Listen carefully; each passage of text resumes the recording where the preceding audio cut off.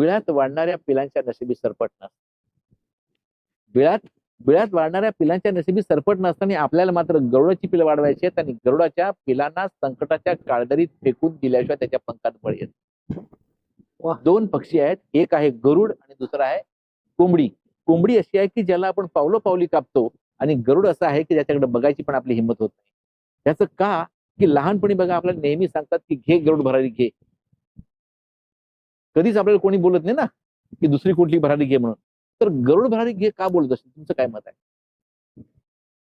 गरुड एक शक्तिशाली आहे. पक्षी म्हणून पण जर आपण कोंबडीचं जर बघितलं की कोंबडीला आपण पावलोपावली कापतो, कोंबडीला आपण का पावलोपावली कापतो?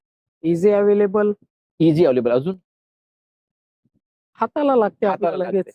हे होत असताना ऍक्च्युली त्याच्या मुळाशी जर गेलो तर आपण खेड्यातली माणसं आहोत, तर एक कोंबडी आपल्या 15 पिलांना घेऊन हिंडते हे आपण बघितलोय. पण ते 15 पिलांना घेऊन हिंडत असताना एखादा बोका आला, एखादा मांजर आली, एखादा जर कुत्रा आला, कावळा आला किंवा घार आली तर त्याला बघून एक पिलू चिक चिक चिक करतो आणि बाकीची पिलं ते आईच्या पंखाखाली धावत जातात आणि आई पण तेवढाच त्यांना अगदी प्रोटेक्शन देते. कसं की मी आहे. आणि त्यावेळेपासून त्या पिलांच्या मनात फक्त एकच असतं की कुछ भी हो गया तो माझ्या आईचं माझं पदर आहे. माझ्या कुछ भी हो गया तो माय मदर का इधर है. माझ्या आईचं कवच आहे, पंख आहे.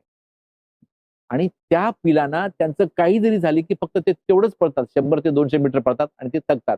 पण गरुड मात्र त्याच वेळेस ज्यावेळेस तो त्याच्या पिलांना उडवायला शिकवतो, तो काय करतो, एकीकडे भयानक डोंगर, दुसरीकडे भयानक डोंगर आणि मध्ये मृत्यूची काळदरी असते आणि त्या काळदरीमध्ये त्या पिलाला तो फेकून देतो. याचा अर्थ असं नसतं की त्या पिलाबद्दल त्या गरुडाच्या आईला प्रेम नसतं.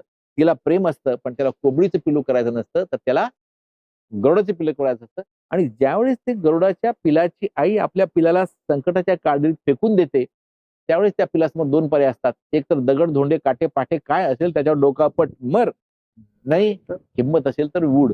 मग तो पिल्लू एकीकडे मरण आणि दुसरीकडे उडण्याचं प्रशिक्षण, पण त्याला शिकवणार कोणी नसतं. मग तो असं उडू लागतो, असा उडतो. या भूतलावरचा, या विश्वातला, या जगातला सर्वात स्ट्रॉंगेस्ट विंग्स असणार पक्षी म्हणजे गरुड. मग हे आपल्याला ठरवायचं आहे की तुम्हाला गरुड व्हायचं की कोंबडी व्हायचं.